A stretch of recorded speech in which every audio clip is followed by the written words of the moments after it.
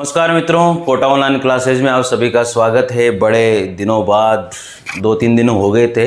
चलिए आज वापस से हम लोग हिंदी साहित्य के इतिहास को शुरू कर रहे हैं। और हिंदी साहित्य के इतिहास में हम लोगों ने जो हमारा सिद्ध साहित्य था वो कंप्लीट कर लिया था आदिकाल में। और जो ये क्लास रहेगी वो आप लोगों की रहेगी यहाँ पर नाथ साहित्य की। कौन सा रहेगा? नाथ साहित्य में मित्रों सेकंड नंबर पर है नाथ साहित्य। थोड़ा सा सिद्धों से जुड़ा हुआ साहित्य है तो बहुत इम्पोर्टेंट है। यहाँ से एक ने एक क्वेश्चन जरूर बनता है। तो मित्रों आप लोगों के कमेंट आना चाहिए कैसी क्लास है कैसी नहीं है। जितने भी स्टूडेंट हैं जो पहली बार अगर इस क्लास को देखते हैं तो निश्चित रूप से साथियों उसको इस चैनल से जुड़ना चाहिए। मैं यहाँ पर फ्री ऑफ कॉस्ट आप लोगों को जो है पूरा का पूरा हिंदी साहित्य का इतिहास first grade second grade PGT TGT DSSB कोई सा भी केंद्रीय विद्यालय सबका हिंदी साहित्य का इतिहास काव्य शास्त्र ग्रामर सब कुछ कंप्लीट करवाने वाला हूं। और मित्रों हाँ एक बात ध्यान रखें, जिसको नोट्स लेने हैं वो डिस्क्रिप्शन में जाकर के लिंक दिया हुआ है, मैंने फ़ोन नंबर दिए हुए हैं, आप कॉन्टैक्ट कर सकते हो। जिसको हिंदी साहित्य के नोट्स काव्य शास्त्र के नोट्स या साइकोलॉजी या रीड साइकोलॉजी के नोट्स या मैनेजमेंट के नोट्स लेने हैं तो वो मुझे कॉल कर सकता है या फिर मुझसे संपर्क कर सकता है व्हाट्सएप के माध्यम से। तो जो नाथ साहित्य है साथियों, नाथ साहित्य में सबसे इंपॉर्टेंट बात क्या है? तो नाथ साहित्य में सबसे इंपॉर्टेंट बात है नाथ पंथ या नाथ संप्रदाय को लिखते जाइए आप लोग। नाथ पंथ या नाथ संप्रदाय को, नाथ पंथ कहो या नाथ संप्रदाय कहो को अवधूत मत या अवधूत संप्रदाय भी कहा जाता है। साथियों याद रखना नाथ पंथ या नाथ संप्रदाय को क्या कहा जाता है? अवधूत मत या फिर हम लोग कह सकते हैं अवधूत संप्रदाय। ये दोनों चीज़ें याद रख लीजिए आप लोग, इनको कहा जाता है। यानी कि नाथ पंथ या नाथ संप्रदाय को साथियों हम लोग क्या कहते हैं? अवधूत मत या अवधूत संप्रदाय के नाम से भी हम इसको जानते हैं। इसलिए घबराने की बिल्कुल बात नहीं है। थोड़ा सा यार मैं लेट सेट हो जाता हूँ वीडियो डालने में, पर कोर्स की जिम्मेदारी मैंने उठाई है तो निश्चित रूप से आपका कोर्स होगा। घबराना बिल्कुल भी नहीं है, बस विश्वास करते जाइए आप लोग, ठीक है। आगे लिखिए मित्रों इसी कड़ी में नाथ शब्द का शाब्दिक अर्थ क्या होता है? लिखिए नाथ शब्द का शाब्दिक अर्थ। नाथ शब्द का शाब्दिक अर्थ क्या होता है मित्रों? जो नाथ शब्द का शाब्दिक अर्थ होता है मुक्ति देना। क्या होता है? मुक्ति देना। याद रख लेना भाई, जो नाथ शब्द है उसका शाब्दिक अर्थ होता है मुक्ति देना। मेरे हिसाब से आप लोगों को पहले पता भी होगा, नहीं हो तो आप लोग ऐड कर लीजिए। जितने भी मेरे साथी जिन्होंने नोट्स मेरे से मंगवाए हैं उनको सभी को दिल से धन्यवाद। अगर कोई चीज़ उसमें छूटी हुई है तो यहाँ से ऐड कर लेना, मैं थोड़ा एक्स्ट्रा ही पढ़ा रहा हूँ आप लोगों को, ठीक है। आगे बात करते हैं मित्रों, यहाँ पर जो नाथों की संख्या है वो कितनी मानी गई है? नाथों की संख्या मानी गई है 9। कितनी है? नाथों की संख्या। साथियों नाथों की संख्या कितनी है? नाथों की संख्या मानी गई है 9। तो इसी से पता लग जाता है, नाथ में न आ रहा है तो 9, नाथ 9, इस तरह से भी आप लोग याद रख सकते हो। जो सिद्ध कितने थे? 84 सिद्धों की संख्या मानी गई है। और नाथों की संख्या कितनी मानी गई है? 9 नाथों की संख्या मानी गई है। आगे याद रखिए नाथों की सबसे बड़ी कमजोरी क्या थी? नाथों की सबसे बड़ी कमजोरी, नाथों की सबसे बड़ी कमजोरी क्या रही है? नाथों की सबसे बड़ी जो कमजोरी थी वो क्या थी मित्रों? कि नाथों की सबसे बड़ी कमजोरी थी इनका रूखापन और ग्रस्त के प्रति अनादर भाव। कमजोरी क्या थी? एक तो थी रूखापन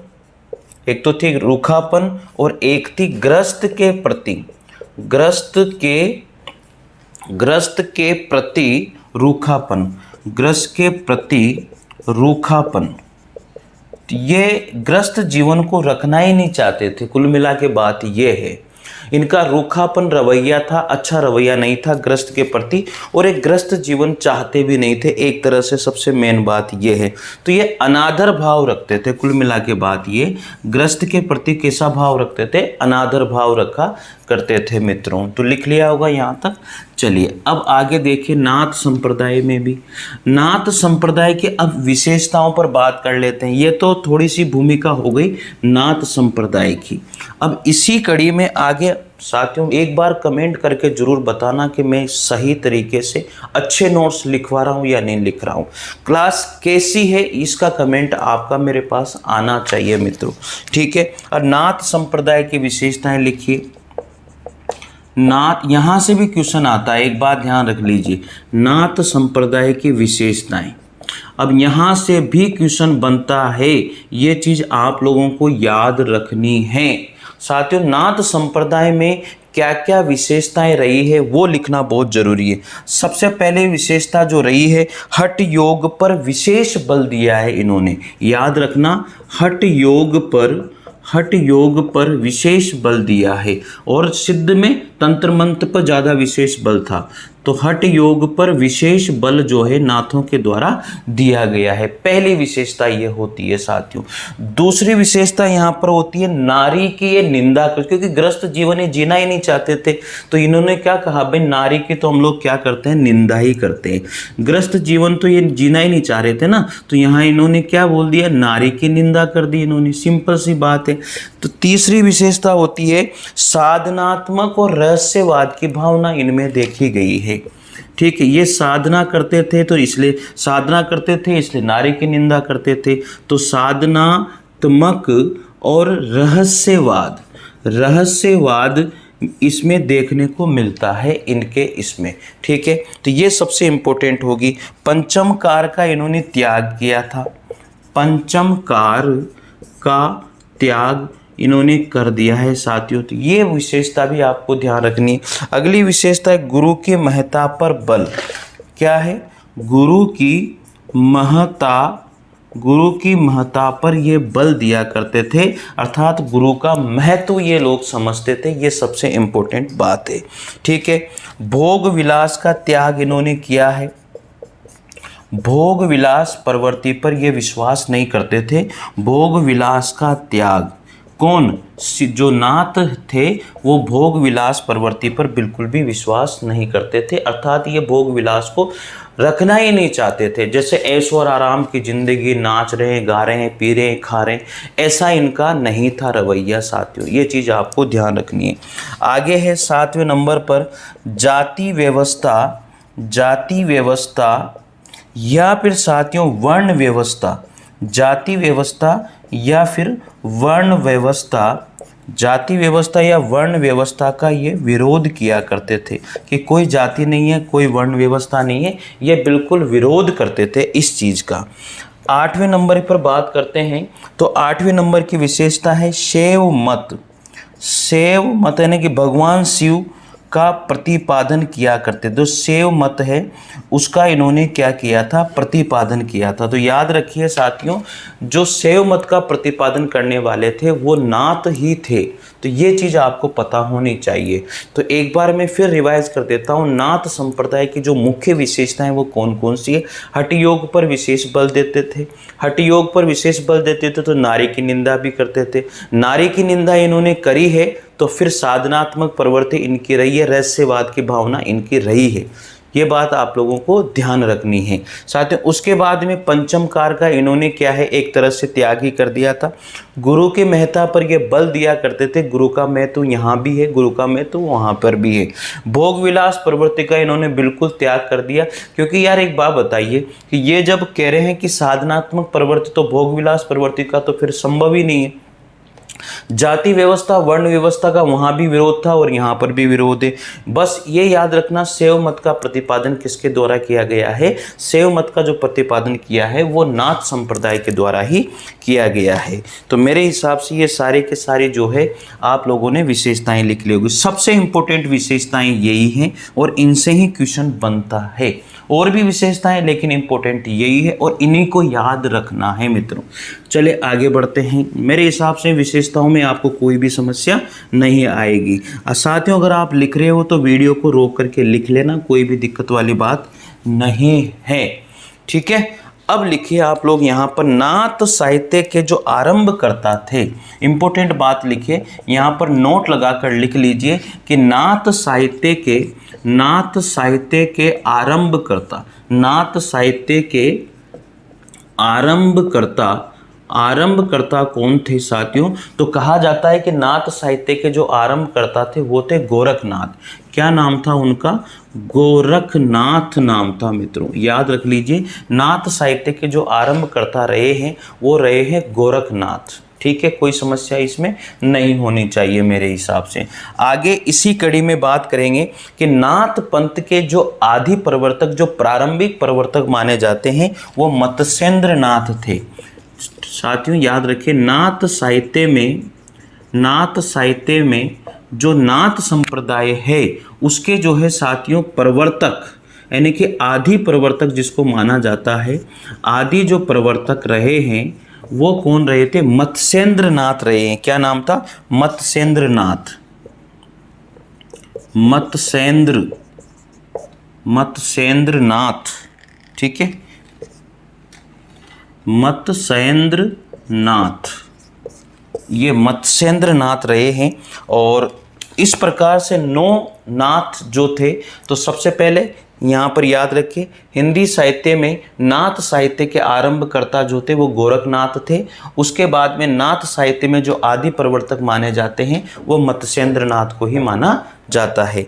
अब साथियों बात यह है कि जो 9 नाथ हैं वो किस प्रकार से हैं। तो यहाँ पर 9 नाथों की, जो 9 नाथ कौन कौन से थे, 9 नाथ उनके नाम, तो 9 नाथ कौन कौन से थे उनके नाम हम लोग लिखने वाले हैं। और डॉक्टर रामकुमार वर्मा के अनुसार, तो यहाँ पर लिख देते हैं डॉक्टर रामकुमार वर्मा के अनुसार, डॉक्टर रामकुमार वर्मा के अनुसार, डॉक्टर रामकुमार वर्मा के अनुसार मित्रों, ये 9 नाथ तो आप प्लीज़ याद ही रख लीजिएगा थोड़ा सा, इसमें कोई भी दुख दर्द वाली बात नहीं है। अब कौन कौन से 9 नाथ हैं? तो सबसे पहले मित्रों आदिनाथ, क्या नाथ है? आदिनाथ। नंबर 2 पे बात करेंगे आदिनाथ। तो दूसरे नंबर पर है मत्स्येंद्र नाथ जिनको प्रवर्तक माना जाता है। तीसरे नंबर पर है गाहिणी नाथ। चौथे नंबर पर है चरपट नाथ जिनको चरकानंद भी कहा जाता है। इसके बाद में 5वें नंबर पर है चौरंगी नाथ जिनको पूरन भगत कहते हैं। क्या कहते हैं? पूरन भगत। ठीक है, पूरन भगत भी कहा जाता है। इसके बाद में जो 6ठे नंबर पर जो आते हैं वो हैं ज्वालेंदु नाथ। क्या है 6ठे नंबर पर? ज्वालेंदु नाथ हैं। 7वें नंबर पर हैं, इनका नाम है भ्रत्रनाथ। 7वें नंबर पर हैं भ्रत्रनाथ। और 8वें नंबर पर हैं गोपीचंद्र नाथ। तो ये हो गए साथियों गोरखनाथ। हाँ, यहाँ पर गोरखनाथ ऐड कर लीजिएगा, इसके मत्स्येंद्र नाथ के बाद में गोरखनाथ, यहाँ पर गोरखनाथ ऐड कर लेना भाई। तो ये जो हैं तीसरे नंबर पर हो जाएंगे, ये चौथे नंबर पर, ये 5वें नंबर पर, ये 6ठे नंबर पर हैं, और ये 7वें, और ये 8वें, और ये 9वें नंबर पर। इस तरह से डॉक्टर रामकुमार वर्मा के अनुसार 9 के 9 नाथ हो गए। आदिनाथ, मत्स्येंद्र नाथ, गोरखनाथ, गाहिणी नाथ, चरपटनाथ, चौरंगी नाथ, ज्वालेंदु नाथ, भरत्रनाथ और गोपीचंद नाथ। इस तरह से डॉक्टर रामकुमार वर्मा के अनुसार 9 के 9 नाथ मैंने आप लोगों को लिखवा दिए हैं। इम्पोर्टेंट यही है, और तो इसमें और भी हैं। गोरख सिद्धांत के अनुसार भी नाथ बताए गए हैं। तो गोरख सिद्धांत के अनुसार भी नाथों के प्रकार अलग अलग हैं। ठीक है, तो उनको भी मैं लिखा देता हूं। तो ये जो नाथ थे ये डॉक्टर रामकुमार वर्मा के अनुसार हैं। याद रखने वाली चीज़ें हैं साथियों। आलतू फालतू चीज़ें मैं बिल्कुल भी नहीं लिखाऊंगा, कम से कम इनको तो लिख ही लीजिए। नो नाथ तो याद कर ही लेना भाई, ठीक है ना, ज़्यादा कुछ याद नहीं हो, इनको तो कर ही लेना। अब गोरख सिद्धांत के अनुसार भी हम लोग लिख लेते हैं। तो गोरख सिद्धांत के अनुसार अगर पूछे तो वो चीज़ भी आप लोग याद कर लीजिएगा। गोरक्ष सिद्धांत, गोरक्ष जो सिद्धांत है साथियों, गोरख सिद्धांत है, उसके अनुसार भी 9 नाथ हैं। गोरख सिद्धांत संग्रह के अनुसार भी 9 नाथ बताए गए हैं। तो सबसे पहले है नागार्जुन। क्या नाम है? नागार्जुन है। नागार्जुन जो रसायनी भी इनको कहा गया है। नंबर 2 पर बात करेंगे जड़ भरत। क्या नाम है? जड़ भरत। तीसरे नंबर पर है हरिश्चंद्र, ठीक है। चौथे नंबर पर है सत्यनाथ और 5वें नंबर पर हैं भीमनाथ और छठे नंबर पर हैं गोरक्षनाथ। छठे नंबर पर हैं गोरक्षनाथ। 7वें नंबर पर बात करेंगे चरपटनाथ, ठीक है। और 8वें नंबर पर बात करेंगे जलंधरनाथ मित्रों, जिसको बालकनाथ भी कहा जाता है, बालनाथ भी इनको कहते हैं। और 9वें नंबर पर आते हैं मल्ल्यार्जुन। क्या नाम है? मल्ल्यार्जुन। तो मित्रों इस तरह से हम लोग जो है गोरख सिद्धांत के अनुसार भी 9 नाथों को इस तरह से बता सकते हैं। नागार्जुन पहले नंबर पर, जड़ भरत, फिर हरिश्चंद्र, फिर सत्यनाथ, फिर भीमनाथ, फिर गोरक्षनाथ, चरपटनाथ, जलंधरनाथ और मल्ल्यार्जुन नाथ। तो ये दोनों तरह के नाथ मैंने बता दिए हैं, एक डॉक्टर राम कुमार वर्मा के अनुसार और एक है गोरख सिद्धांत के अनुसार। तो 2 तरह के नाथ बताए गए थे, दोनों तरह से मैंने आप लोगों को बता दिया है। अब इसमें आगे बढ़ते हैं और इम्पोर्टेंट बातों के साथ। साथियों कैसी लग रही है क्लास ज़रूर बता दीजिए, कमेंट ज़रूर आना चाहिए मित्रों। और थोड़ा बहुत भी आपके ग्रुप वगैरह होते हैं उन पे शेयर भी कर दिया करो यार, आप लोगों के लिए तो मेहनत है, ठीक है। वादा किया है तो वादा निभाना है। आप लोगों ने भी मेरे से वादा किया है कि सर हम भी साथ छोड़ेंगे नहीं, चाहे कितनी भी परेशानी मुसीबत आ जाए, ठीक है। हाँ बिल्कुल, अच्छी बात है, आप लोगों का साथ मेरा बना रहे। आदिनाथ को शिव माना गया है, याद रखिएगा। आदिनाथ, इसमें लिखते जाइए आगे, आदिनाथ को क्या माना गया है? शिव माना गया है, ऐसा भी कहा जाता है, माना गया है। आदिनाथ को शिव भी माना गया है मित्रों, ठीक है। फिर आगे इसी चीज में, इसी कड़ी में आगे बात करते हैं। मत्स्येंद्रनाथ का जो मूल नाम है वो था विष्णु शर्मा। क्या नाम था? मत्स्येंद्रनाथ का मूल नाम क्या था? विष्णु शर्मा। साथियों याद रखिए, मूल नाम था विष्णु शर्मा। मत्स्येंद्रनाथ का जो मूल नाम बताया गया है वो क्या बताया गया है? विष्णु शर्मा बताया गया है साथियों। तो ये चीज़ आप लोगों को याद रखनी है। मत्स्येंद्रनाथ की संस्कृत जो रचना है साथियों, मत्स्येंद्रनाथ ने 2 रचनाएं लिखी हैं। एक तो थी संस्कृत में, अब संस्कृत में कौन सी रचना इन्होंने लिखी है? वो थी कोल ज्ञान निर्णय। क्या नाम था? कोल ज्ञान निर्णय, ये इनकी रचना रही है, कोल ज्ञान निर्णय। तो ठीक है, संस्कृत में मत्स्येंद्रनाथ ने संस्कृत में कोल ज्ञान निर्णय लिखी।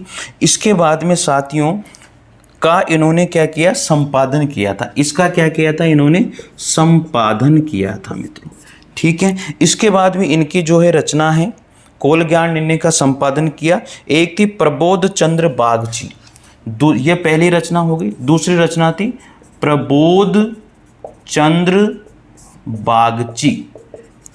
चंद्र बागची, इनकी दूसरी रचना है। तो इस प्रकार से जो है साथियों यहाँ पर मत्स्येंद्रनाथ के द्वारा 2 रचनाएं संस्कृत में लिखी गई। कोल ज्ञान निर्णय लिखी नहीं गई, इनका संपादन किया था, और प्रबोध चंद्र बागची इन्होंने लिखी थी। तो ऐसा भी कहा गया है, ठीक है। आगे बढ़ते हैं, इसी क्रम में अगली कड़ी की ओर बढ़ जाते हैं। तो साथियों मेरे हिसाब से कोई भी समस्या इसमें नहीं होनी चाहिए, आपको अच्छा ही लग रहा होगा।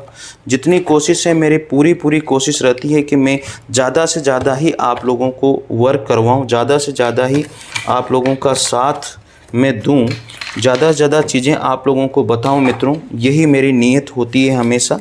चलिए आगे बढ़ते हैं। अब क्या है साथियों, नागार्जुन, ठीक है, ये नहीं दिख रहा है इसका, नागार्जुन, देखिए नागार्जुन, नागार्जुन को हम लोगों ने क्या बोला था, रसायनी भी बोला था, ठीक है ना। तो नागार्जुन, गोरखनाथ, गोरखनाथ, नागार्जुन, गोरखनाथ, चरपटनाथ, चरपटनाथ, नागार्जुन, गोरखनाथ, चरपटनाथ और जलंधर नाथ। एक चीज यहां लिखिए, जलंधर, जलंधर नाथ, ठीक है। नागार्जुन, गोरखनाथ, चरपटनाथ और जलंधर नाथ, ये चीज आपको ध्यान रखनी है। सिद्ध और नाथ दोनों में ही गिने जाते हैं साथियों, याद रखिए, सिद्ध और नाथ, सिद्ध और नाथ दोनों में ही गिने जाते हैं, सिद्ध और नाथ दोनों में ही ये गिने जाते हैं। तो ये सबसे इम्पोर्टेंट बात है, सिद्ध और नाथ दोनों में ही गिने जाते हैं। वो कौन है? तो मित्रों वो रहे हैं हमारे, वो रहे हैं नागार्जुन, गोरखनाथ, चरपटनाथ और जलंधर नाथ। तो ये जो चार लोग हैं, इन चारों लोगों को हम लोग जो है सिद्धों में और नाथों में गिनते हैं। तो सिद्धों और नाथों में जो दोनों में ही गिने जाते हैं वो कौन कौन है? चरपटनाथ, गोरखनाथ, नागार्जुन नाथ और जलंधर नाथ। ये चारों के चारों ही जो है सिद्धों में और नाथों में दोनों में ही गिने जाते हैं। तो ये बात भी आपको याद रखनी है। आगे बात करते हैं मित्रों, इसी कड़ी में आगे बात है हमारी चौरंगीनाथ और गोरखनाथ के शिष्य थे। जो चौरंगीनाथ है वो कौन थे? चौरंगीनाथ, चौरंगीनाथ जो है साथियों ये गोरखनाथ के शिष्य थे। गोरखनाथ के क्या थे? ये शिष्य रहे हैं। तो याद रख लीजिएगा, जो चौरंगीनाथ हैं वो गोरखनाथ के ही क्या माने गए हैं? शिष्य माने गए हैं साथियों। अब आचार्य रामचंद्र शुक्ल यहाँ पर क्या कहते हैं? जो आचार्य शुक्ल हैं, आचार्य शुक्ल के अनुसार क्या बात इन्होंने कही है? क्या इनके बारे में कोई बात इन्होंने कही है? लिखिएगा यहाँ पर। आचार्य शुक्ल क्या कहते हैं? नाथ पंथियों की भाषा को, नाथ पंथियों की भाषा को, नाथ पंथियों की भाषा को सदुकड़ी भाषा कहा। सदुकड़ी भाषा कहा, ठीक है। तो साथियों आचार्य रामचंद्र जो शुक्ल थे वो नाथ पंथियों की भाषा को क्या कहा करते थे? सदुकड़ी भाषा कह करके ये पुकारते थे, ठीक है। तो यहाँ तक कोई समस्या किसी को मेरे हिसाब से नहीं होनी चाहिए। आगे बात करते हैं, तो यहाँ तक लिख लिया होगा। चलिए आगे, अच्छे नोट्स हैं साथियों, अच्छी चीज़ें मैं लिखा रहा हूँ और मेरी कोशिश रहती है कि इससे बाहर कुछ भी नहीं जाए। तो इसलिए मैं पहले नोट्स बनाता हूँ, उसके बाद में फिर आप लोगों को लिखाता हूँ साथियों। आगे लिखिएगा, नाथ सिद्ध में अंतर सिद्ध नारी भोग में विश्वास करते थे। जो है साथियों नाथ सिद्ध में अंतर सिद्ध, नाथ और सिद्ध, ठीक है, नाथ सिद्ध में अंतर सिद्ध नारी भोग, अंतर सिद्ध और नारी भोग, अंतर सिद्ध और नारी भोग में विश्वास करते थे। नारी भोग में विश्वास करते थे, विश्वास करते थे। अंतर सिद्ध नारी भोग में क्या करते थे? विश्वास किया करते थे। किंतु नाथ पंथी उसके विरोधी थे। किंतु नाथ पंथी जो थे, नाथ जो पंथी थे साथियों, नाथ पंथी विरोध किया करते थे, उसका विरोध करते थे, ठीक है। कहने का मतलब ये हुआ कि जो सिद्ध थे वो अंतर सिद्ध नारी भोग में विश्वास करते थे, लेकिन जो नाथ थे वो उसका विरोध करते थे, विरोध करते थे। तो ये चीज़ आपको याद रखनी है मित्रों, बहुत बढ़िया बात है और ये याद होनी भी चाहिए, ठीक है। नाथ पंथ से ही भक्ति काल के सम्मत का विकास हुआ। नाथ पंथ से ही भक्ति काल के संत मत का विकास हुआ। भक्ति काल के संत मत का विकास हुआ, जिसके प्रथम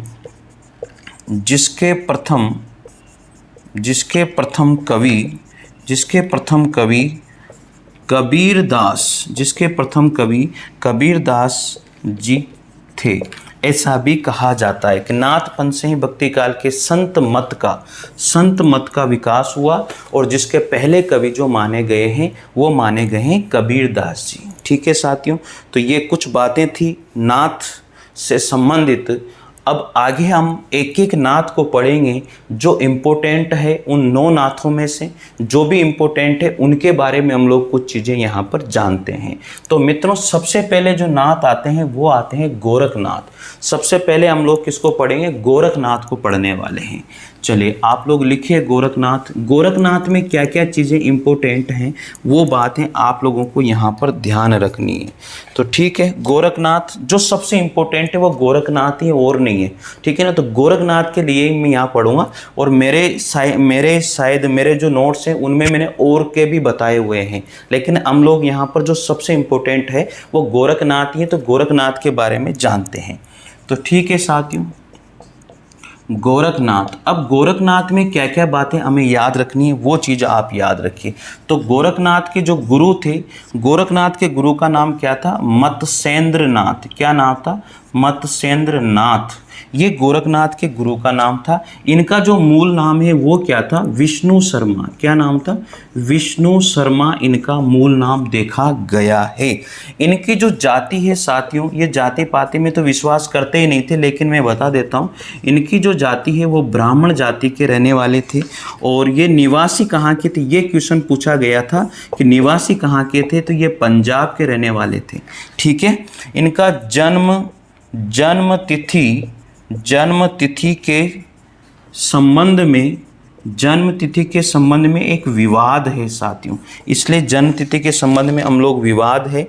तो वो विवाद क्या क्या है? जो राहुल सांकृत्यायन है साथियों, जो राहुल सांकृत्यायन है वो इनकी जन्म तिथि जो मानते हैं वो 845 ईस्वी मानते हैं। ये एक विवाद है।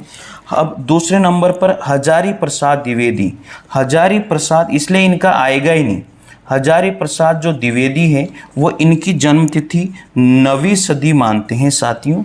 और तीसरे नंबर पर बात करेंगे पीताम्बर दत्त बड़तवाल। पीताम्बर दत्त बड़तवाल, जो पीताम्बर दत्त बड़तवाल थे वो इनका जन्म 11वीं सदी मानते हैं। और चौथे नंबर पर है रामचंद्र शुक्ल। रामचंद्र शुक्ल यानी कि आचार्य रामचंद्र शुक्ल और डॉक्टर राम कुमार वर्मा। डॉक्टर राम कुमार जो वर्मा हैं वो इनका जन्म 13वीं सदी मानते हैं। तो इस तरह से जन्म तिथि पर विवाद है इनके। तो राहुल सांकृत्यायन 845 ईस्वी, हजारी प्रसाद द्विवेदी 9वीं और पीताम्बर दत्त बड़तवाल इनकी 11वीं मानते हैं, और रामचंद्र शुक्ल और डॉक्टर राम कुमार वर्मा इनकी 13वीं सदी मानते हैं इनके जन्म के बारे में। तो मित्रों, ये चीज़ें जो हैं इम्पोर्टेंट हैं, इम्पोर्टेंट ही मैं लिखाता हूँ। और ज़रूर से ज़रूर मैं आपसे ये पूछना चाहता हूँ कि क्या मैं सही डायरेक्शन में आप लोगों के लिए फ़ायदे वाली क्लास लेकर के आता हूँ? आप लोग ज़रूर कमेंट कीजिएगा, और मित्रों और स्टूडेंट को भी जोड़िएगा। मैं यहाँ पर हज़ारों रुपए बर्बाद करने की ज़रूरत नहीं है। मैं सभी स्टूडेंट से यही कहता हूँ कि मत करिए हज़ारों रुपए बर्बाद, मत जाइए इन बड़ी बड़ी जो कोचिंगों में, क्यों बर्बाद करते हो? यही चीज़ वो लिखवाएंगे, पढ़ना आपको ही पड़ेगा जो मैं यहाँ पर कर रहा हूँ। साथियों, आपको अगर मेरी बात सही लगी जो मैं कह रहा हूँ, एक बार कमेंट ज़रूर करना है कि ये इससे ज़्यादा चीज़ वो नहीं लिखवा सकते, ये मैं गारंटी दे रहा हूँ आप लोगों को, और इससे बाहर आएगी भी नहीं। बस विश्वास मानिए, क्या मैं आपको नोट्स, अच्छे नोट्स लिखा रहा हूँ? आपका कमेंट मेरे पास आना चाहिए। जिन क्वेश्चंस को मैंने पूछा है वो आंसर आप लोगों को कमेंट में देना है साथियों। चलिए अब आगे बात करते हैं। मिश्र बंधुओं ने गोरखनाथ को हिंदी का प्रथम गद्य लेखक माना है। साथियों याद रखिए, जो मिश्र बंधु है, इन मिश्र बंधुओं ने जो गोरखनाथ हैं, गोरखनाथ के बारे में पढ़ रहे हैं। जो गोरखनाथ है उसको हिंदी गद्य का प्रथम लेखक माना है, प्रथम लेखक माना। तो साथियों ये बात आपको पता होनी चाहिए। जो मिश्र बंधु थे उन्होंने गोरखनाथ को हिंदी गद्य का प्रथम क्या माना है, लेखक माना है। आगे बात करते हैं कनपटे योगी, कनफटे योगी, कनफटे योगी भी इनको कहा जाता है, नाथ पंथ के लोगों को ये कहा जाता है। तो कनपटे योगी भी नाथ पंथ के लोगों को कहा जाता है, कहा जाता है। कनपटे योगी भी इनको कहा जाता है साथियों। आगे बात करते हैं गोरखनाथ को हठ योग, याद रखिए गोरखनाथ को हठ योग, गोरखनाथ को हठ योग का प्रवर्तक माना गया है। हठ योग का प्रवर्तक माना गया है मित्रों। तो ये बात भी आप लोगों को ध्यान रखनी है। जो गोरखनाथ है उनको हठ योग का प्रवर्तक माना जाता है। यहाँ पर जो हठ है, अब हठ में साथियों जो ह है, इस ह का अर्थ सूर्य होता है। जो हठ शब्द है ना, उसमें ह का अर्थ सूर्य होता है और ठ का अर्थ चंद्रमा होता है, याद रख लीजिएगा। ठीक है, हठ में ह का अर्थ सूर्य और ठ का अर्थ जो है चंद्रमा होता है। ये चीज़ आपको याद रखनी है। तो हठ योग का जो अर्थ है साथियों, इसका जो शाब्दिक अर्थ होता है वो होता है बलपूर्वक ईश्वर में, ईश्वर से मिलन। तो ये होता है इसका शाब्दिक अर्थ हठ योग का, बलपूर्वक ईश्वर से मिलन। ठीक है, मेरे हिसाब से आप लोगों को समझ में आ गई होगी बात। चलिए लिखिए या स्क्रीनशॉट ले लीजिए मित्रों। बढ़ते हैं आगे इसी क्रम में। साथियों मैंने गारंटी दी है आप लोगों को, TGT PGT first grade second grade चाहे कहीं पर भी हिंदी साहित्य आता होगा, इससे बाहर हिंदी साहित्य का इतिहास जाएगा नहीं साथियों। और जिसको भी नोट्स चाहिए वो निश्चित रूप से नोट्स मंगवा सकता है। और डिस्क्रिप्शन में जो है लिंक है, व्हाट्सएप नंबर है, आप लोग फ़ोन नंबर हैं, आप लोग वहाँ से मुझे कॉल भी कर सकते हो। और नोट्स जो है वो किस किस के मिलेंगे मैं बता देता हूँ। हिंदी साहित्य के इतिहास के, काव्य शास्त्र के, और इसके बाद में साइकोलॉजी के नोट्स मिल जाएंगे, मैनेजमेंट के नोट्स मिल जाएंगे, आपको रीड साइकोलॉजी के नोट्स मिल जाएंगे। जिसको भी मंगवाना है वो मंगवा सकता है। हिंदी साहित्य पूरा कंप्लीट है, साइकोलॉजी पूरी कंप्लीट है, रीड हो, फर्स्ट ग्रेड हो, सेकंड ग्रेड हो, ठीक है। और मैनेजमेंट बिल्कुल कंप्लीट है, तो आप मंगवा सकते हो, कोई परेशानी नहीं है। चलिए आगे देखते हैं। इसी क्रम में अगली कड़ी आती है गोरखबानी का संपादन। गोरखबानी का जो संपादन है साथियों, पीताम्बर दत्त बड़तवाल के द्वारा किया गया। गोरखबानी का संपादन किसके द्वारा किया गया था? पीताम्बर दत्त बड़तवाल। किसके द्वारा किया गया था? बड़तवाल के द्वारा किया गया था। पीताम्बर दत्त बड़तवाल के द्वारा जो है गोरखबानी का संपादन किया गया था साथियों। आगे है गोरखनाथ। जो गोरखनाथ थे साथियों, इनकी कितनी रचनाएं? गोरखनाथ ने 40 रचनाओं को लिखा। कितनी रचनाओं को लिखा? 40 रचनाओं को गोरखनाथ ने लिखा था, जिसमें से 14 ग्रंथों को प्रमाणिक माना गया है। कितने? 40 रचनाएं लिखी, जिनमें से 14 जो ग्रंथ थे उनको प्रामाणिक माना गया है मित्रों। ये चीज़ आप लोग ध्यान रखिएगा। और जबकि मित्रों 28 रचनाएं 40 में से जो 28 रचनाएं वो हजारी प्रसाद द्विवेदी के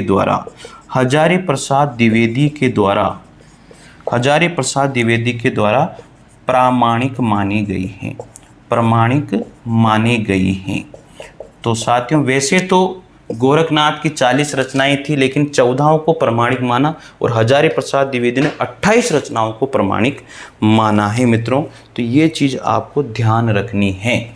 चलिए आगे बढ़ते हैं। गोरखवाणी का संपादन पीताम्बर दत्त बड़तवाल के द्वारा किया गया था। 40 रचनाएं इनके द्वारा लिखी गई। 28 हजारी प्रसाद द्विवेदी ने प्रमाणिक मानी और वैसे 14 रचनाओं को प्रमाणिक माना गया है। ठीक है, अब इनके प्रमुख ग्रंथ कौन कौन से हैं गोरखनाथ के। गोरखनाथ के जो प्रमुख ग्रंथ हैं साथियों, सबसे पहले आता है शब्दी। क्या आता है? शब्दी, जिसको हम लोग शब्द भी कहते हैं। दूसरा आता है प्राण संकली। तीसरा है आत्मबोध। क्या सा है? आत्मबोध। और चौथे नंबर पर है नरवे बोध। ठीक है, तो यहाँ पर आत्मबोध सबसे इम्पोर्टेंट है, ये आपको ध्यान रखना है कि गोरखनाथ के 4 सबसे इम्पोर्टेंट ग्रंथ है, शब्दी या शब्द, प्राण संकली, आत्मबोध या नरवे बोध। तो आत्मबोध को याद रखना कि आत्मबोध किसके द्वारा लिखा गया ग्रंथ था, वो था गोरखनाथ का। हो जाएगा याद। चलिए आगे बात करते हैं अब इसी क्रम में और भी साथियों। आगे है शंकराचार्य के बाद इतना प्रभावशाली, शंकराचार्य के बाद जो इतना प्रभावशाली है और महिमा मंडित भारतवर्ष में कोई दूसरा नहीं हुआ। शंकराचार्य के बाद इतना प्रभावशाली, यानी कि गोरखनाथ के बराबर, शंकराचार्य के बाद में गोरखनाथ के बराबर जो है महिमा मंडित और प्रभावशाली कोई नहीं हुआ था। तो याद रखिए, शंकराचार्य के बाद में महिमा मंडित और प्रभावशाली कौन रहे हैं, वो गोरखनाथ ही थे। तो पहले नंबर पर शंकराचार्य थे, तो दूसरे नंबर पर गोरखनाथ को ही रखा गया था मित्रों। तो प्रभावशाली या महिमा मंडित में इनका कोई सानी नहीं है, कोई दूसरा नहीं है। तो गोरखनाथ अपने युग के सबसे बड़े नेता थे, ऐसा कहने वाले कौन थे? हजारी प्रसाद द्विवेदी थे। तो ये चीज़ें आप लोगों को याद रखना है साथियों। और इनकी सबसे जो मुख्य पंक्ति है, गोरखनाथ की पंक्ति है, गोरखनाथ ने एक पंक्ति भी लिखी है। वो कौन सी पंक्ति है मित्रों? तो देखिएगा, सबसे पहले नौ लखी पात्री आगे नाचे, ठीक है, और पीछे सहज अखाड़ा। और इसके बाद में उन्होंने लिखा है ऐसे मन न जोगी खेले, तब अंतर वसे भंडारा। तो ये पंक्ति लिखने वाले कौन थे? गोरखनाथ ही थे। और ये पंक्ति कभी कभी पूछी भी जाती है मित्रों। तो मित्रों, ये था नाथ संप्रदाय, नाथ साहित्य। ठीक है, आदिकाल में। तो नाथ को हम लोग कंप्लीट कर लिया है। जो गोरखनाथ थे वो सबसे इम्पोर्टेंट है, बाकी को इतना नहीं पूछा जाता। बाकी मैंने जो नोट्स भेजे हैं बहुत से स्टूडेंट को, उसमें लिखा हुआ है। तो जो इम्पोर्टेंट था वो मैंने आप लोगों को यहाँ पर करवा दिया है। चलिए अगली क्लास में मित्रों हम लोग पढ़ेंगे जैन साहित्य को। तब तक के लिए जय हिंद, जय भारत। Thank you. कैसी लगी क्लास ज़रूर बताइएगा। थैंक यू साथियों।